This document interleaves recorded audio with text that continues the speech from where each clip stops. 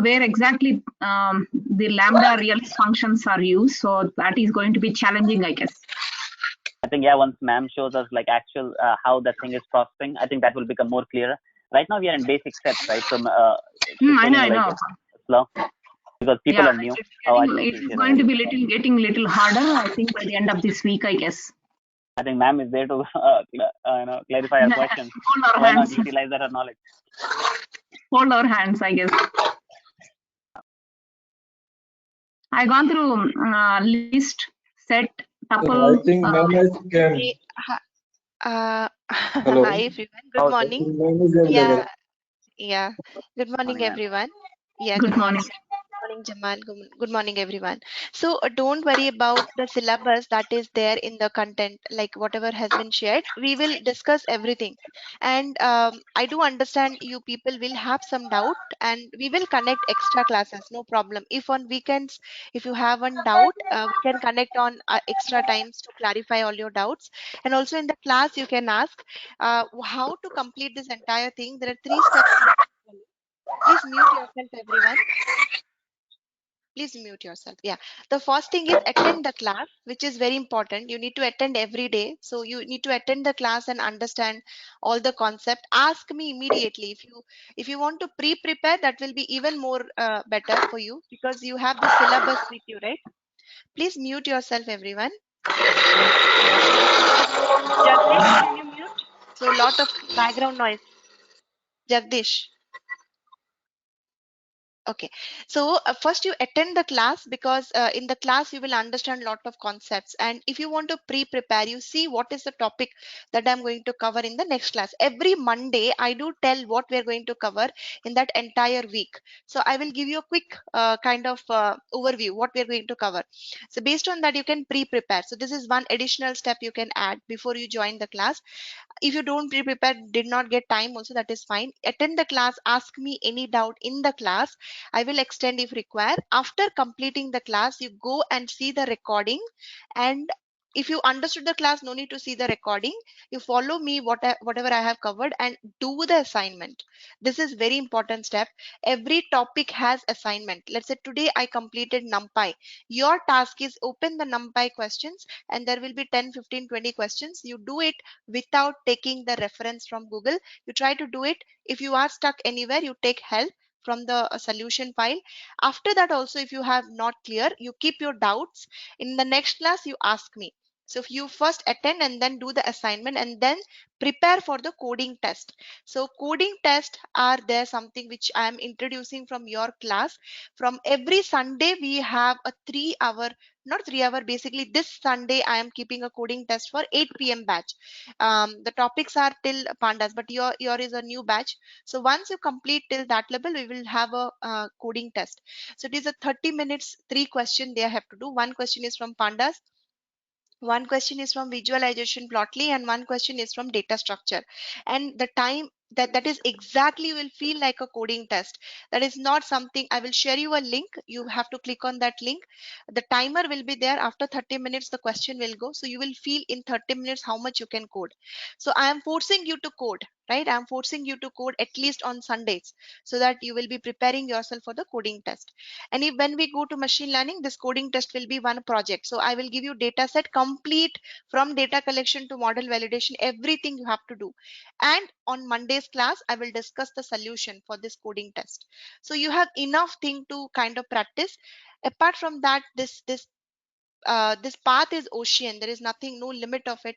So more and more you practice, more and more you learn is better for you. But this is mandatory thing that you need to follow. First you attend the class, then you go through the recording and assignment, do the assignment, and then you prepare for the coding test and do the coding test. You can see where you stand. I think based on your coding test results, you'll be getting certification. Leave about certification, at least you will understand where you stand today, right? Based on coding test.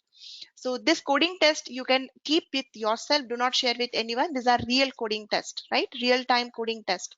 So these are real interview questions. If not real, also very much like real. So I have prepared looking at what kind of questions in real time people are asking. And this is very recent, kind of within 1-2 years, whatever experience I have in interview. Not only me, I have seen many US consultancies, they have their kind of job roles my students share, what they have gone through, what kind of questions. So based on that, it has been prepared.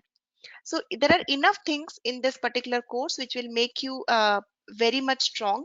So don't worry about anything. Keep concentrating on practicing problems. Along with that, I will share some of the YouTube links, some of the platforms, some of the blogs and articles which you can follow. Maybe middle of the course, I will tell you there are some platforms where you can participate in hackathons.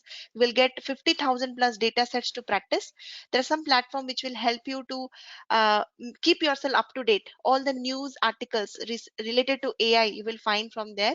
There's some GitHub links, some YouTube videos, which is really nice to follow. Right, all of those information I will tell. In the last class, I will show you my own CV, and also I'll take you through my real-time experience.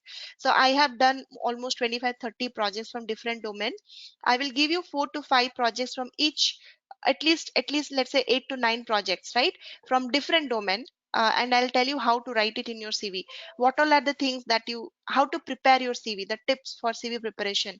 That also we will discuss. So it's everything I'm providing you. Only thing is how much you are preparing yourself, right? Apart from this class, you try to give at least 1.5 hours daily to practice. And on weekends, you can extend a bit. Is it clear? So I think I have taken few extra times, but just to kind of take out your fear, right? So you will be in a position to answer every question the interviewer is asking. If that topic is there in the syllabus, you can answer. That guarantee I can give you.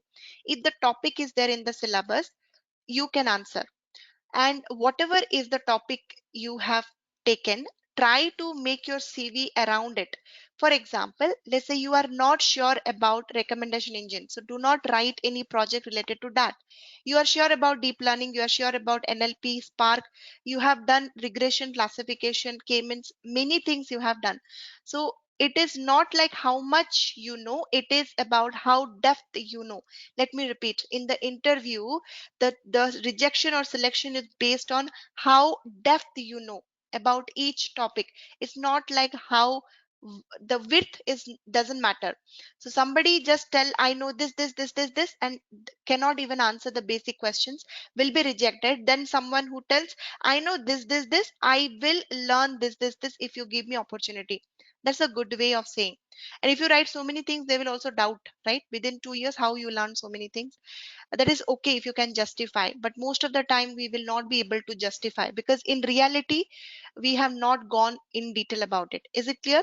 Many institutes, many instructors, they just to attract you guys, they just write the syllabus name and they just don't go in depth, and it is good for them but not good for you, right? You will not able to clear interviews with basic knowledge.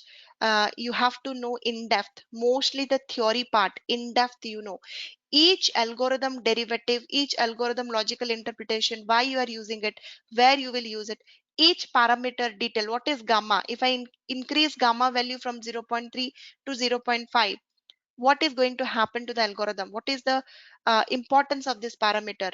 Every math detail you need to understand, right? You are a scientist, means everything you know. Are you getting? So that is where interview will help you. Like if you are very keen on the topics that you are covering. So my suggestion is whatever you are covering, go in depth. Whatever is there in this particular topic, cover everything.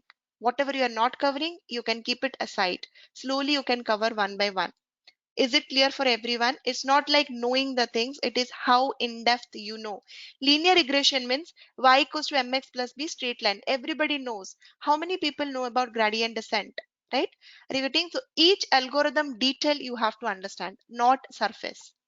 That is the key to crack interviews. And CV. Two things, one is CV and one is knowledge. So knowledge you will gain from this course. CV is something which you need to prepare yourself very carefully. And that is where I will spend around 2-3 hours. The last class is totally dedicated for CV preparation, where I'll guide you. I'll show you my CV. I'll show you some of the student CV who cracked interviews from very non-technical to technical, the transition. They have done the transition. And then I will show you why they are successful and why some people will be failing, the mistakes that you will do. All of these things we will discuss in the last class. Based on whatever experience I have, I will share all of my knowledge, right? Is this clear for everyone? Okay. So yeah, so let me tell you what we have covered. I think this class is very fresh kind of class, and what we have seen is this week is something which is kind of we are going slow. From next Monday onwards, we are going to go 1 hour. So we have discussed Python installation using Anaconda, and then we have discussed about Jupyter Notebook, right? We have discussed about Jupyter Notebook. People who joined yesterday, which was the first class, I told you to go through this two link and discuss about, sorry, learn about Python installation and Jupyter Notebook. I hope you have done. If not, today also I will share the links. Please go through the YouTube video link and download Anaconda Python and go through Jupyter Notebook and make yourself very much comfortable in Jupyter Notebook. Very, very initial, very, very mandatory step. After that, we discussed what is a variable. And then we discussed data types in Python. What all are the different data types? Yesterday, we discussed about functions. So we discussed about function call and function definition and function call, right? And then we discussed, we have done one simple code, mean, how to write mean function. Today, we are going to continue with functions. We will discuss about Lambda expression, which is a kind of function only. We'll discuss about it, and then followed by we are going to discuss the loops. We will be discussing if else, and then we will be discussing while loop, and then we'll be discussing for loop, right? So this is the kind of topic we are going to discuss today. And then in this week, we are going to discuss the data structure. We are going to discuss list. Maybe after 1 or 2 days, we're going to discuss list, tuple, set, and dictionary, right? List, tuple, set, and dictionary. Let us see if we can finish. Otherwise, we'll continue next week. But mostly we will start data structure this week. And then in data structure, you have 3 assignments to do in this weekend. 2 assignments, sorry, not 3. One is from NumPy. So 2 assignments from this. Okay, so this is what is the entire takeaway for this week, right? Okay, so we'll start. People who joined today newly, you have missed these things. The installation is something which you can go through the YouTube link and do it yourself. You missed only this 3 topic, which is almost like if you see the recordings, you can very easily understand variable, data type, function. Otherwise, I'll take extra classes for you to cover. What is variable, what is data type, and what is function? Very simple concept. Very, very initial phase we are in this batch, right? Okay. Any doubt around it? We are all good in this part? We are all good. Jamal, Kavita, Kumar. Yes, ma'am. We are all good. Yes. Okay. Yes, ma'am. I'm too good. Okay. Okay. So we will start with function called lambda expression. So lambda expression is something which is very helpful. It is called as anonymous function, or you can call it as inline function, right? So what is anonymous function or inline function? Lambda expression is also there in your Scala language, right? So let me start Jupyter Notebook. So how to start? So go here and click on Jupyter Space Notebook. This window is nothing but Jupyter Notebook. Okay, so let me open a new Python file.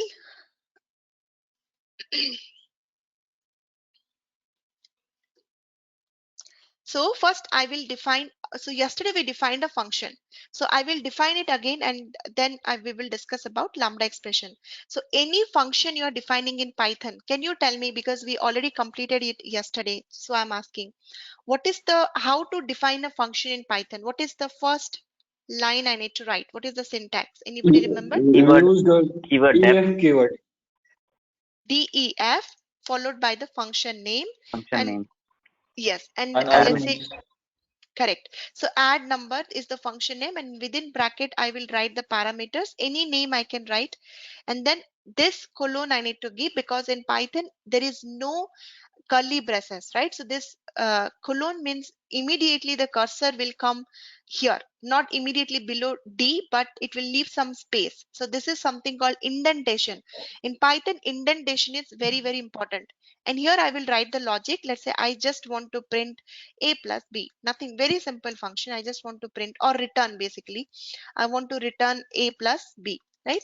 I just want to take the sum and return it. This is how I have defined, and then I will call it. How to call it? I will call the function name and then pass the parameter. I want to find the sum of 8 and 9. So 8 will be replaced with A and 9 will be replaced with B. A plus B is 8 plus 9. So whatever it is, the sum I will get is 17. So sum I got. So this is how I can define a function and I can call a function. Later in the course, 100 of functions we are going to use, many functions. Now, how to write this same function using lambda expression? So what do you mean by lambda expression? Lambda expression is something, it is a function. Lambda expression is a function. What is lambda expression? Lambda expression is a function without a name. Where you will use it? First, let us understand where you will use it. if if the function is simple means what? 3-4 lines of code, 2-3 lines of code. If the function is complex, let's say you want to write a function which will find the inverse of a matrix. Now this function is not going to be a simpler one.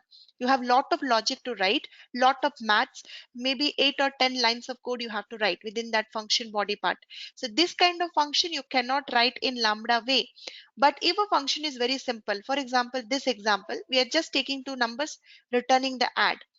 Like that, we have so many small functions, right? If the function is small, 2-3 lines of code, in that case, you can write it in lambda expression. Now, why I will write it in lambda expression? What is the advantage? The advantage is less code you need to write. Once you understand the concept of lambda expression, less code you can write, and you can get the same output as your this thing. So it is easy for the easy in the sense, I don't know whether it will be easy for everyone or not, but basically within same line you can add multiple function and it is less code you need to write, right? Less code. But it is up to you. If you find lambda expression difficult, always you can write the function definition and then you can write the function call. Let me explain how you can write lambda expression, the same function. So the logic is you write this keyword called lambda, right? Lambda is a keyword. You write the keyword called lambda. There is no name of this function. That's why it is called anonymous function. You will not give any name. So just write lambda and then this part you will write. In the right hand side, you will pass the arguments. So how many arguments? 2 arguments, A, B. And in the left hand side, you will write what you want to do with those arguments. I'll write a colon and the left hand side of it, I will write the inputs. I want to input, I can name anything. It's not necessarily AB. It can be XB, XP, AB, XY, whatever, right? 2 names. So 2 parameter I'm taking, and in the right hand side, I'm returning the sum of these 2 parameter. In the left hand side, I'm taking 2 parameter, right hand side, I'm returning the sum of these 2 parameter. This is the logic of this particular function. I have simply written it within lambda, right? And then if I run this, this is my lambda expression. You can see this is a function. I'll give, let's say g equals to this, right? G equals to this. Now what I will do is simply I will call g of 8, 9, and I'll get the same value, that is 17. So what it has done is x is replaced with 8, y is replaced with 9, x plus y is nothing but 8 plus 9, that is 17. It is returning 17. This is a very simple example. Lambda expression in real time. Let's say you're doing small functions. No need to define it, call it. Define it, call it. Multiple times, 10, 15 times. I'll give you a simple example. Let's say a text. You are writing a text. Let's say the text is so let's say you're doing an NLP project or text mining, right? So hi, uh, good morning, right? So let's say this is your text. So you want to do 3 operation in this text. First operation is you want to split wherever there is a comma, you want to split this data. Split data, split. This is the first operation. And then once you split it, let's say hi is one and then good morning is another, right? Hi is one and good morning is another. 2 words you got, right? Hi is one, good morning. Now what you want is you want to lower case everything. Once you have splitted, you want to lower case everything. So hi will be hi and good morning will be small g and morning, right? So these are the 2 operation you want to do. First operation is split your data. Second operation is lower case. So these are simple functions, right? Simply you call split and then you call lower case. So what you need to do is you need to define function. For example, def split function and then again call it. Again, you define lowercase function and then call it, which is nothing but a tedious task for a user. Simple task like this directly I can write using Lambda expression instead of writing a function, defining and calling, defining and calling. So this is a tedious task. Multiple times I need to repeat. So so the answer why we are using Lambda expression is less code and multiple things simultaneously we can do in one particular step in using Lambda expression. Whereas if you are finding it difficult, you can always write the traditional way, that is defining a function and calling it, defining a function and calling it. If you want to see some real-time example of Lambda expression where we are using, I have some example where I can show you how Lambda expression is really helpful. For example, let me show you some real-time coding, right? So, leave about the coding part. Most of the code you will not understand because we are using pandas here, but at least you can understand the function that we are using Lambda expression. So this is how the data set, right? We have one column called timestamp column. Timestamp, basically the dates are there, dates and hour, minute, second, date, hour, minute, second, right? That data is there. What I want is I want to split this data. I want to create new columns. One column is date column, one column is hour, one column is minute, one column is second. Like that I want to convert this. So what I will do here is I will, instead of writing one by one line of code, see here what I'm using. Everywhere I'm using Lambda expressions. There is something called this function I'm applying to create. Only I'm taking this data and splitting it wherever there is hour. So don't worry, you will not understand what I'm doing, time dot hour and all that, but understand the logic. What Lambda is doing here is something called function. See, no need to define anything. Otherwise, what I have to do, this commented part, can you see? I have to define one function to convert time to hour, another function to convert time to month, another function I need to write to time to second, time to millisecond, time to minute, time to day. So 5 6 function I have to define, and one by one I have to call it, which is a tedious task. Instead of that, one line I have simply written Lambda. So instead of this, so this is the logic. If you have to write traditional way, you have to define a function, write a function name, pass the input, return the time dot hour. Instead of that, I'm simply writing Lambda. The input is time and returning time dot hour. Instead of writing a function convert date to time and again return time dot month, I'm just writing Lambda time and then time dot month. You're getting small functions. It makes our life easier. If you know Lambda later, you can use it. So very simple. There is no def, there is no function name. There is Lambda keyword followed by the parameter. After colon, you write the logic, what you want to do with that parameter, and done. So this is what is called Lambda expression. I will stop here for some time. Give me 1 minute. I will switch off uh, and come back. Give me 1 minute. I'll be back.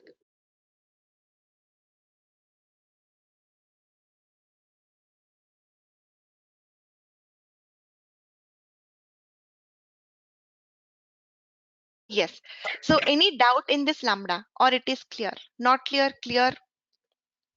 So here time is the parameter we are passing, and time dot month is time is a function or something like that in pandas. Yes. No. So pandas hour is a function. So we'll leave about this. This is just an example. So we will understand this code when we go to pandas. This is just an example, but is this particular example is clear? So the add function, this is a function, and the same function I can write in Lambda way. This is how I can write. Is this clear? Yes, ma'am. So Ma'am, can you basically, give the we would another be example for Lambda? Yeah, one by one. Yeah, Jamal, go ahead. so I'm saying that basically, if we have a smaller code, then Lambda would be easier. So that Correct. we cannot reuse the code, but it will be easier for us to write one-liner codes to get the smaller codes done. So, ma'am, Yes, can that's we true. write the lambda function under traditional function? Yes, we can write. Okay. And so basically it depends. If the function logic is simple, I can use it. If it is complex, let's say if 8 or 10 different kind of steps are there, so I have to write def, but it is a simple function. So instead of, so this is a bright example. See, this is a simple function. Think if I don't use lambda, how many lines of code I have to write like this? Many Yes. functions, right? One will convert time to hour, one will convert time to month. Maybe this function name is time to month function, and then I will write time to weekday, and again I will write time to hour, let's say minute, time to second. 8 10 function I have to write, and then I have to call. But here I can write everything in one line. Again I can write apply and then lambda and all that. So you will understand later what I'm saying, but it makes Fair our enough, life ma'am. easier, right? So one simple Understood, ma'am. small code. Yeah. Thank you. Yeah, no problem. Others, is it clear? Somebody was asking doubt. Yeah, you can go ahead. Is it clear? Not clear? Please say Uh, yes, yes, if you're clear. Yeah. if we can you show an example where the lambda function is used repetitively in a function? Lambda itself is a function.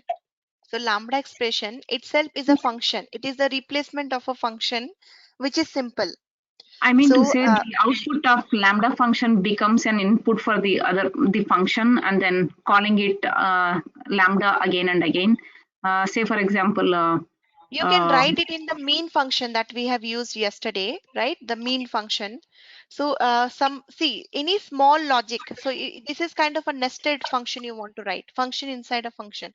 So one thing you need to keep in mind that lambda itself is a function. So you want a nested function inside a function, you can write lambda for no, small operations. no, For example, actually, say for example, if you want to calculate exponential of a number, like 6 exponential means 6 times 5 times 4, something like that. Can you show us an example? so that we will do in NumPy. We need to understand about arrays and math function, but there is something called, let's say, np.exp. np is nothing but NumPy alias, and NumPy.exp, and then you pass y. So that is what you want to do, right? Uh, so what you want is, sorry, x. Here we have only one parameter, correct? We don't need y. Are you getting x to the power of something, exponential of what? E to the power of x. So you are returning e to the power of x.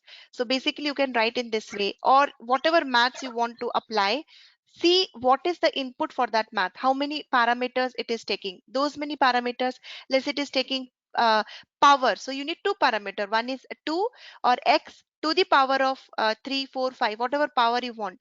So that is 3. Let's say you want to find the power of 3.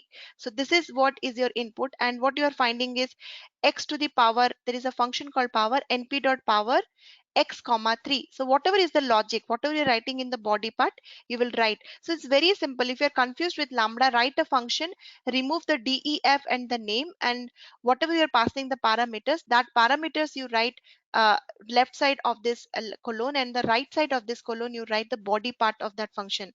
Whatever the logic is, you write the logic of that function. More on lambda, we will get more examples when we go to pandas and numpy chapter. We'll implement lambda there.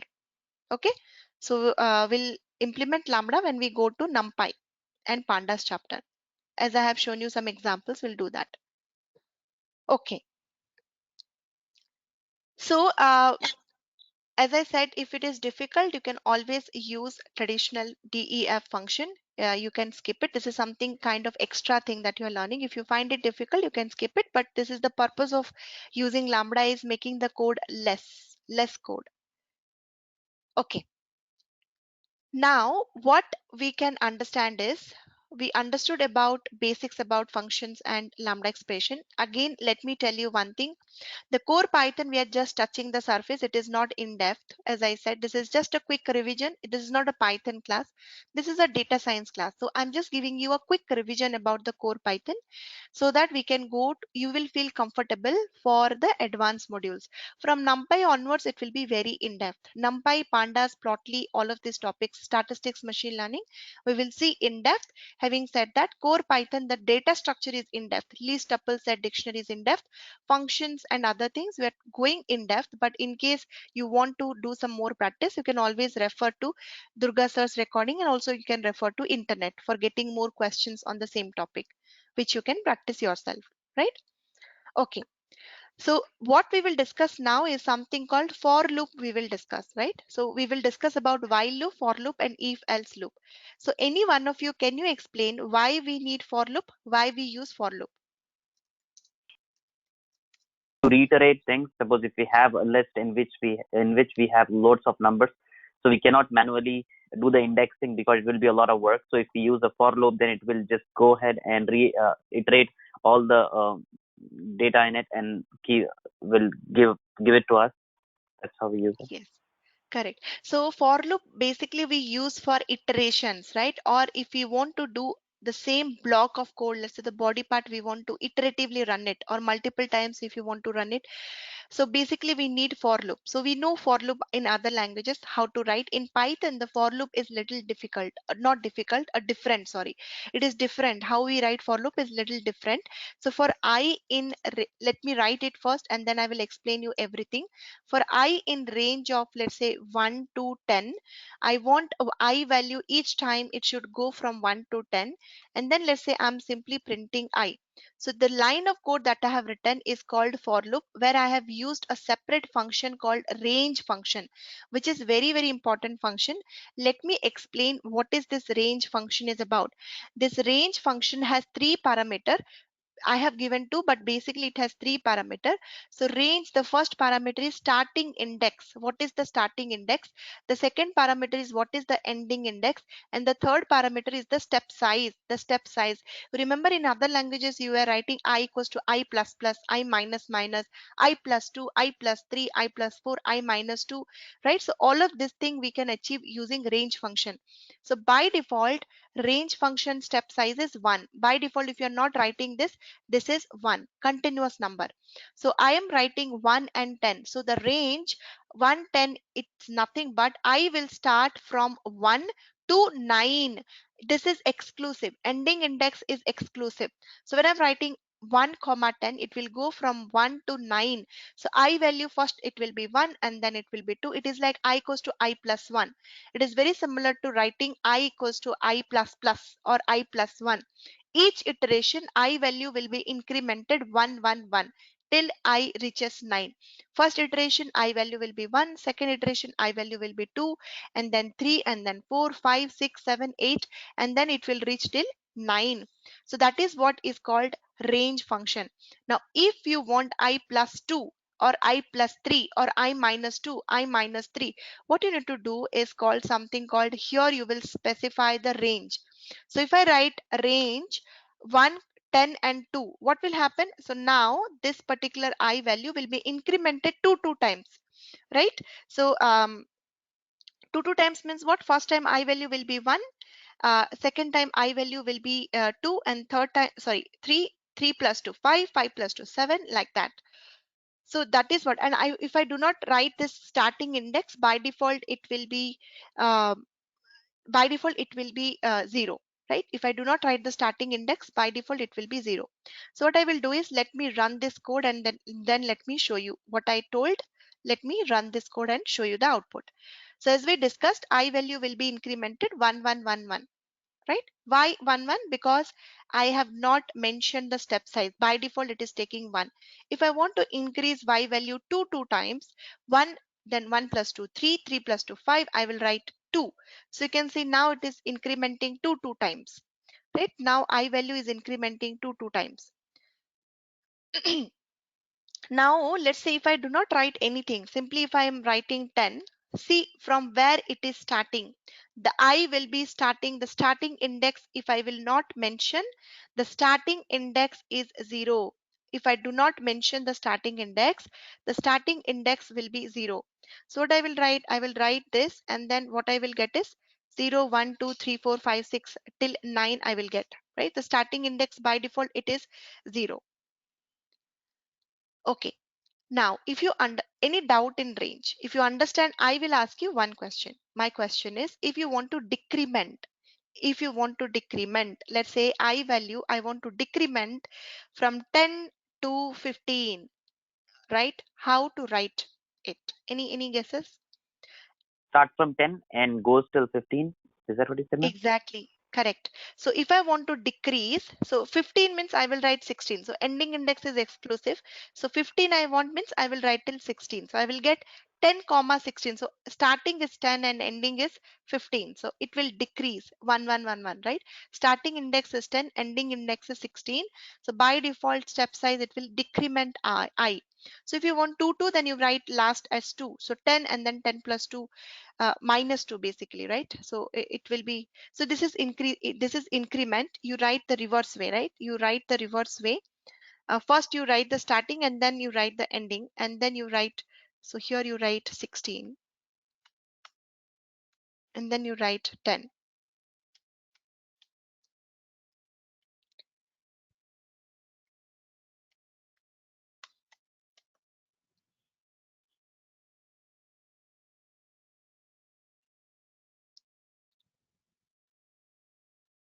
right? So you can decrease like this, starting, ending, and then minus 1. So if you want to Is it do, then important to what you give will the write? step size, ma'am? Yes, if you're by default it is 1. So default is 1. Default, if you do not mention the step size, default is plus 1. So if you will mention the step, if you want some minus 1 or let's say some other minus 2 or 2 or 3 or 4, any other value you want to decrease, then you have to mention the step size. Otherwise, if you want plus 1 increment, the default is plus 1, right? The default is, if you do not mention the step size, default is plus 1. If you want some other step size, you have to explicitly mention it. Minus And 1, what minus if 2, you just 2, 3. remove -1? What would be the result, ma'am? So starting will be nothing. So it will not able to understand because starting is 16, ending is 10. So you have to write minus 1. So it will go for 16, 15 like that. If you write 10 and Uh, 16 and you don't write anything, then it will increment. So it knows got it. only increment. Plus 1 it knows. Other things it doesn't know because default is plus 1, Yep. right? Thank you. So using this, you can set any I value. So now you can ask me one question, Madam, that is, yeah, madam, here yeah, we go did ahead. not mention, if we did not mention -1, what will happen, madam? It will come 16, 15, up like that it will come. Nothing. No, it will not able to That- identify because it will understand the Okay. starting and ending, and step size is plus 1. If the starting is less, more than the ending, right? Are you getting 16 is greater than 10? So it will not understand. So Mhm. it will nothing it will do. So it will, you have to write minus 1. But if it is 10 comma 16, no need to write anything. Then It it will will take take plus default. 1 plus 1. Default. Yes, it Mm. will take the default. Okay, Yes. okay, madam. Thank you. Right. So one more thing you need to understand here in for loop, that is if you want some other value, let's say you don't want continuous. Continuous means you can use range, increment or decrement, whether it is increment or decrement, plus 1, plus 2, minus 1, minus 2, whatever is the step size, you can use range. But let's say you want I value some different numbers, not continuous. Let's say one equation is there. I'll just write y equals to mx. Let's say y equals to mx plus p, right?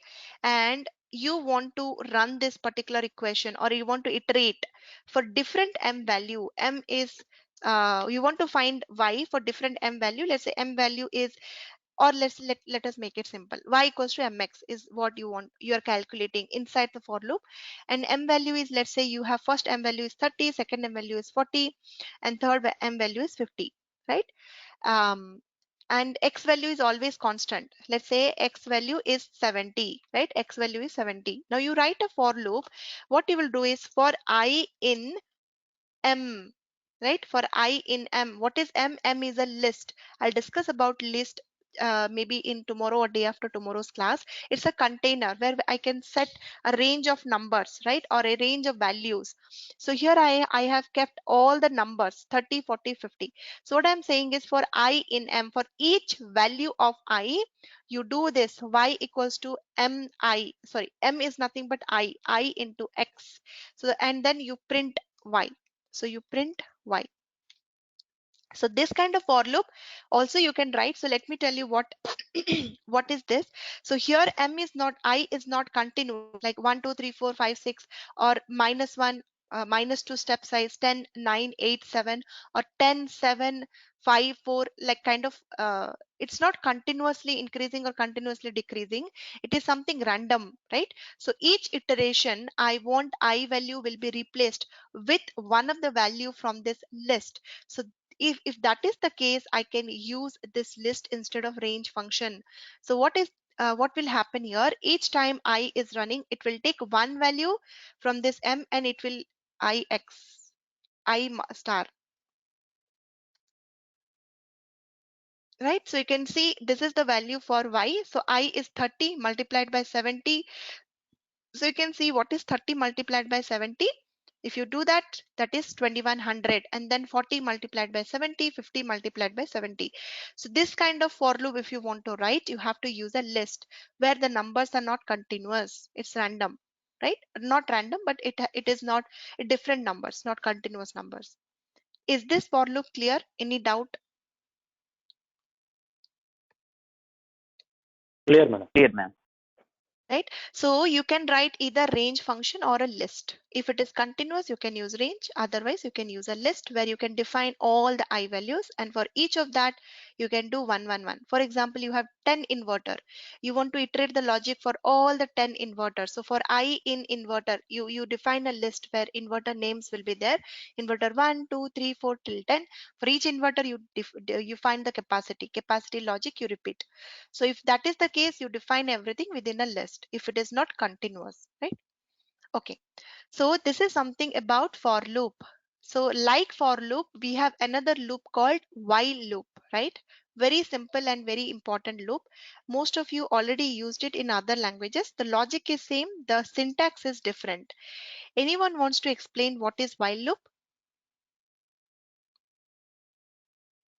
While loop will keep running till the time the condition is false. Till Correct. when it will stop when the condition is false. It will keep running till the condition is true. Exactly.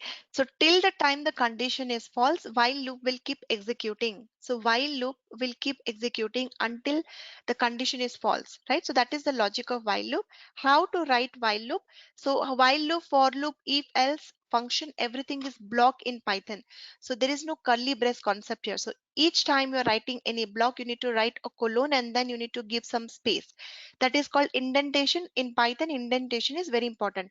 So what I'm writing is while, let's say I'm just writing some code, let's say while okay, I will define a function, sorry, variable, let's say counter equals to, let's say 10, right? The value of counter is 10. What I'm checking is this condition, while followed by a condition. So the condition that I'm checking is when counter is greater than 3 or greater than 2. Till that time you run this particular while loop where counter is greater than 2. You print the counter value and then you decrement it. Counter equals to counter minus 1, right? Who can tell me the output of this code? So if I write this code, counter equals to 10 while counter is greater than 2 and print counter and then counter equals to counter minus 1. So what will be the output of this particular code? 10 and 9. Okay, any other answer? It will print 10 to 3. Isn't it? It will print 10 to 3, right? Because when counter value equals to 2, 2 is greater than 2. The condition is false. In that case, it will come out of the loop. Until and unless the condition is false, it will keep executing the loop. That is what is called while loop.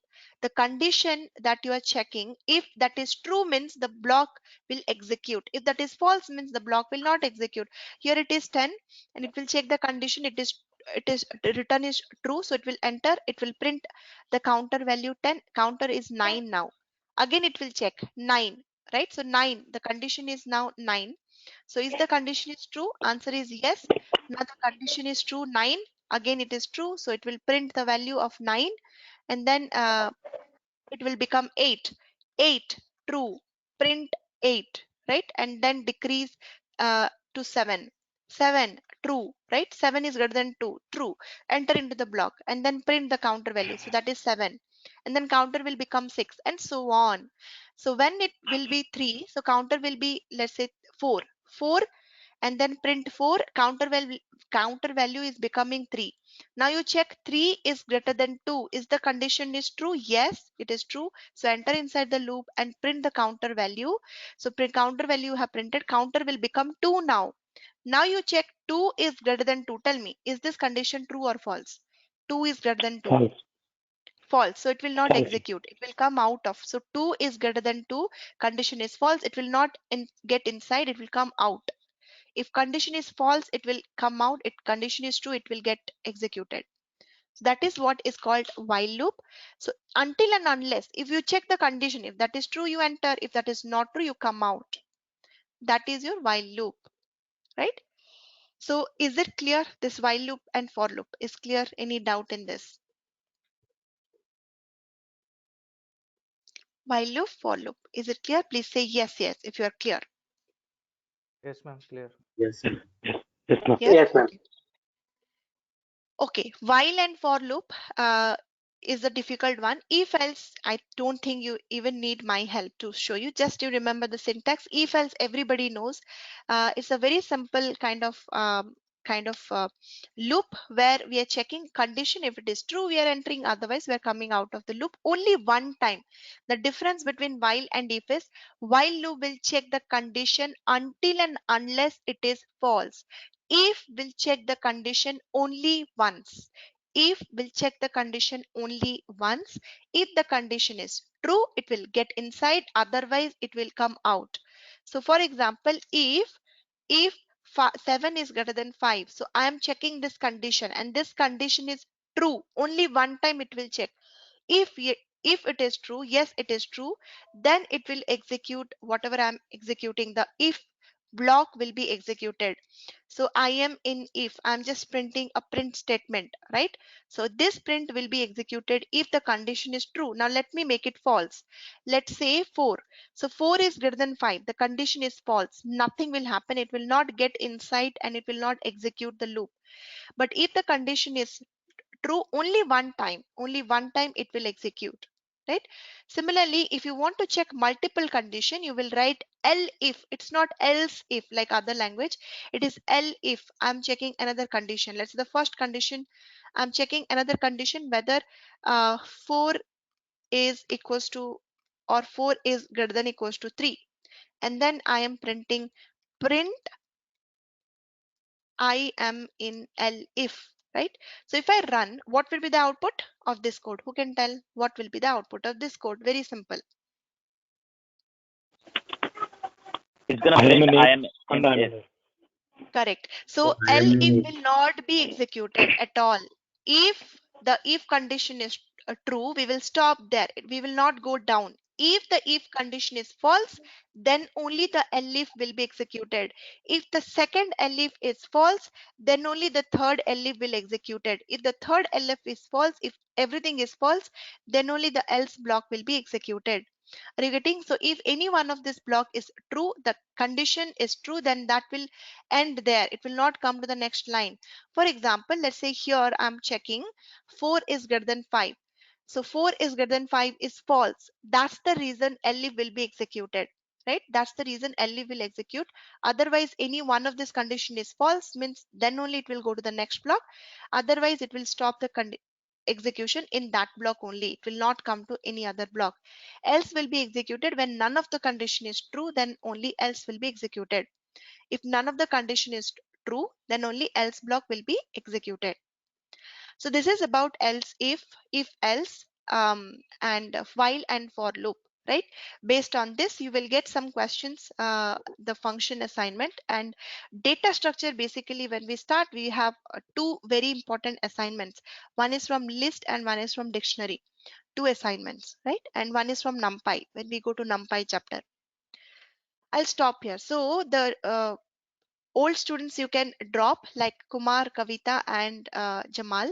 I think Kavita, I think you, Kumar, please confirm your enrollment. Others, if you have any doubt, you can ask me. Otherwise, feel free to confirm your enrollment with ma'am. She will call you, and mostly she's calling, but you all are busy, so you're not lifting your phone. You can call her back and you can ask me any queries if you have regarding the course or anything regarding the course. And Mostly I have people who question join newly. Yeah, Jamal. regarding this.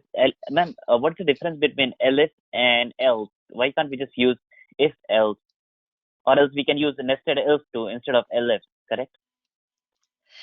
No, see, basically elif is a completely different. So multiple condition if you want to check. So this is one condition, that is one condition. Or let's say I will write in this way. Let's say day equals to, now the day equals to, let's say Sunday, right? Day equals to Mm-hmm. Sunday. So now I'm checking if day equals to, if day is equals to, let's say if day equals to let's say Monday, right? I'm checking if day equals to Monday.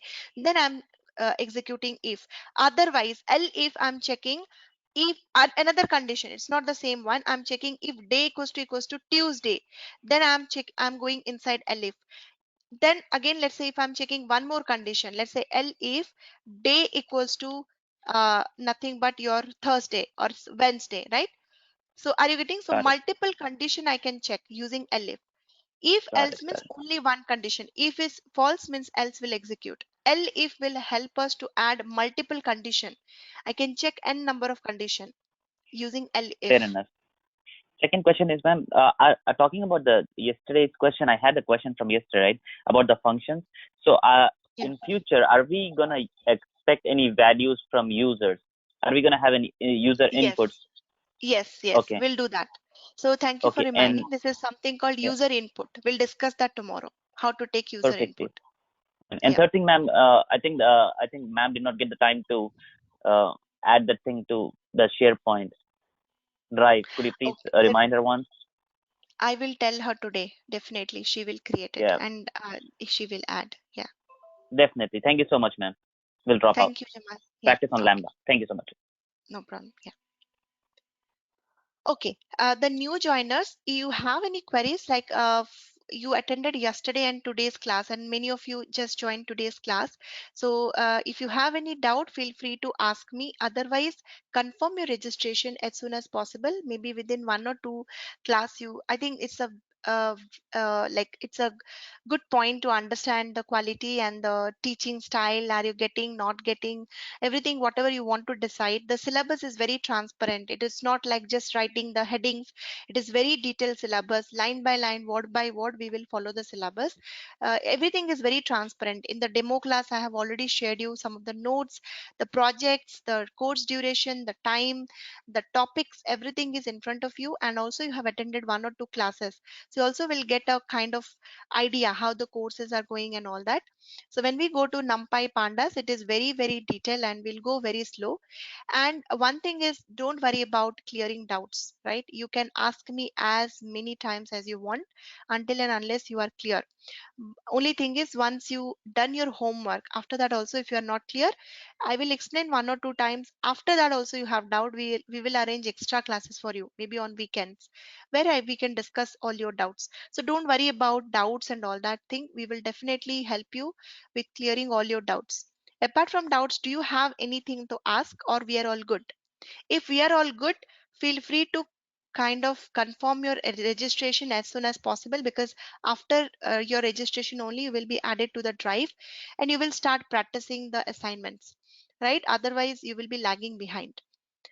Hey, Okay, hi. any This is Kumar. This is yeah. Kumar. Sorry to chip in. So yeah, regarding registration, I just wanted to confirm that lady calls me. After that, she tells me that she will call me in 10 minutes, and she don't give me call back. So I don't know where to pay that. So I said basically what I said that uh, today I will pay. After 1 week I will pay half of the amount I will pay today. Half of the amount I will pay after a week. But after that she didn't call me. So I'm not really sure that where to pay it. Got it. So these things you can tell to me so that I can coordinate with her. She's also like kind of calling everyone, and she has so many calls to do. But I do understand when she's telling you to call back, she should call back. Maybe she's busy in some other work or something. But what I can tell you is I can share you her number. You directly call her and then you confirm your registration. I'll also remind her once to follow up and stick to the timing. If she's saying 10 minutes means she need to call you back in the exactly same time. She was also handling Durga's account, so many students to follow up. Maybe Yeah, she's I understand that. yeah. No, I understand that. So that's fine. Yeah. That's fine. So I was waiting. Okay, she called me. Should I pay? Should I not pay? Which number I need to pay? So that was in my mind. So that's why I didn't pay onto that. No So problem. anyway, that's not a problem. That's I fine. will do That's that. fine. Yeah, I will update ma'am. She will follow up with you all, and then when she calls, please feel so that's actually the thing is 1 or 2 times. I mean that is okay. You can call her directly and confirm your enrollment. So I think there is some kind of gap. So she is calling, and we all are working people, right? So we will be busy in the daytime, will not be picking the phones, and in the evening when we are calling or we are waiting for our call, maybe she is busy in handling some other batch. So this is what is happening. So better you call her. This is the number I have displayed in the chat window, or maybe let me write it here: 888 52 888 and then 627, right? So there is something which is nothing new here. We are already running 3-4 batches simultaneously for last 2 years. We have very good kind of feedback from each batch that we are completing. We are very happy students who whatever we promise we deliver that, right? And everything is very transparent: the course content, the timeline, the duration, and one commitment you can take it from me: exactly on time we will finish the course. If there is no medical emergency, there will be no break, right? Until and unless something very urgent, or maybe it's a national holiday kind of thing, the classes will be as usual on time and will finish on time. So what will happen is, if I keep taking so many breaks, and if it is instead of 1.5 months, if I am finishing it in 3 months or 4 months, you will lose that interest or motivation. It's very difficult nowadays to keep yourself motivated, and according to my experience, you cannot keep yourself motivated more than 2 months. It is not possible. So that's the reason we will finish the course on time, and also the time, the duration, the course content, everything is very transparent. Whatever we are covering, I'm assuring you, we are going very in depth about the machine learning, at least not the core Python ones, but at least from the NumPy onwards, the topics we are going very, very detailed about it. And whatever we are covering, we are covering very detailed. What we are not covering, we are not covering. And the advanced and intermediate, both are important. I told you about both syllabus. In the demo class, if you are joined today newly, please go through the demo class. You'll have a good understanding about what is core and what is advanced. So after you complete this, the same time advanced will start. You can continue the advanced batch. So like after taking this course, you can showcase 2-year experience in your CV. Both of the courses are very, very important, and if you are paying at a time, you're getting a good amount of discount. Do not expect much discount. I don't want to talk about price, but you go and do the homework. If you see, it is very, very, like if you go to other institutes, like I don't want to name it, XYZ ABC whatever, so it is 50,000, 1 lakh, 2 lakh, 3 lakh just for certification. They are charging you so much. They will be telling you to give a certification of ABC institute. Honestly, when you're going for interviews, when you're going for you know how strict the background verification is. Everybody, we all are very much know about it, right? The background verification process, they will check each and every document that you're sharing in depth. So you cannot tell a part-time course a full-time course, right? Maybe in the initial HR will not understand, but a data scientist who is taking interview will definitely understand whether it is a part-time course or a full-time course. So there is a difference. So part-time course is a part-time. Anybody who can pay 3 lakhs can get a part-time course certificate, but anybody who can pay that much amount is not going to get a full-time certificate. It's based on merit. You have to clear gate. You have to get 99 or more than that percentile. Then only you'll get a seat in triple IT, NIT, IIT, right? So there is a difference. You're spending 2 years of your time. So a full-time course is a full-time course. No comparison with respect to a part-time. Yes, with respect to knowledge, if you are joining, that is very good. You will get a good amount of knowledge. You will understand the concepts. The professors are very high level. You check the profiles, they're from IITs, NITs, and obviously the charges are very high. Per hour they may be charging 20,000, 15,000, like that, honestly. Then but you are not from IIT, right? So even though they are from IIT, they have to come to your level to teach you. So I have gone through their every content. Whatever we are covering, the same content you will get there. It's not like somebody's teaching from IIT means the standard, the quality is no match. My own brother is a IT professor, so I know how much he has studied. He has done PhD and then postdoctorate, and now he is in IIT Chennai assistant professor. So I know how, I'm not even comparing. What I'm saying is, even though the professors are very, very high level, they cannot teach in their level, right? Because you are not from IIT. You will not even able to understand. So they have to come to your level, right? Hence the content is generalized so that everybody who is enrolling for the course can understand, right? So the topic is same, syllabus is same. Only thing is you are paying so much because of the per hour charges are more. Second thing is the course syllabus, sorry, what is that? The certificate. You're getting certificate from IBM, or you're getting certificate from somewhere else.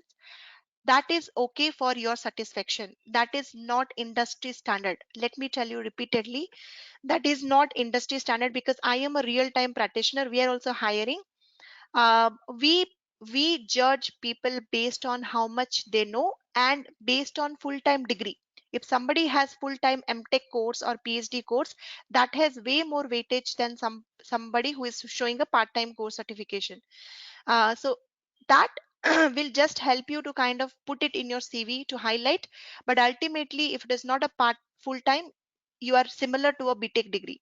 Are you getting? If it is not a full time, it is similar to a BTech degree. Apart from that, you will be judged based on how much you know, your skill set, based on that. So that's the reason. Do not ask for many discount. People are asking so much discount. I don't know why they're asking. If you see the market price, there is a difference between course, which course you are taking. Based on that, you can decide. A Java course, a Python course is not same as a data science course, or big data course, or cloud course. Courses which are high on demand, and also the salary is not same, right? And the learning is not same. You're learning one language, you will be hired maybe 3 4. Here you're learning so many difficult concept, you will be getting 30% more than what a developer will get. So hence the course fees is also like that, because the concept are really difficult. And our price is least in the market. Least, if you check the price, it is least. I have taught in many other institutes, I can guarantee you on that, right? And the quality, always check both the quality and the price. Somebody is giving you in less price, definitely there will be something behind it, right? Maybe the quality is not good, or the quantity just to attract you so many topics, but they're not going in depth. So it requires time, at least 3 months to 6 months, to cover the topics. It cannot be in one day everything you can grasp, right? So compare everything, and if you find it good, please confirm your enrollment as soon as possible, because the lady is actually handling so many accounts, and it is difficult for someone to follow up you 4 times, 5 times, 6 times, right? Same people every day, many people are registering. How many times? Like 70, 80, 100 people. How many times she can follow up, right? One time or maybe 2 times. After that, she will not even follow you up. So it's your requirement. So you go to her and then register, and do not delay. Within the same week, if you can confirm your registration, that is better. We can start with the syllabus from next Monday. We are already started, but we can start 1 hour, right? And we will freeze this registration. Any doubt you can ask. We are all good, no doubts. Good, ma'am. Okay, thank you everyone. Let us Sasmitha, connect. Sasmitha, I have a quick question. Sasmitha, I pasted the code here in the chat window. Can you please Uh, explain just quickly, one minute? I don't want to take much of your time. Where the so control I flows? I want. understood, Kavita, but I am already late. You can see 8:46. So can you send me this to my email, or maybe tomorrow in the first line, if you can explain, or sorry, can you, if you can paste maybe after tomorrow's class, please remind me. I will explain it. Yeah, no problem. Yeah. Okay. Thank you, everyone.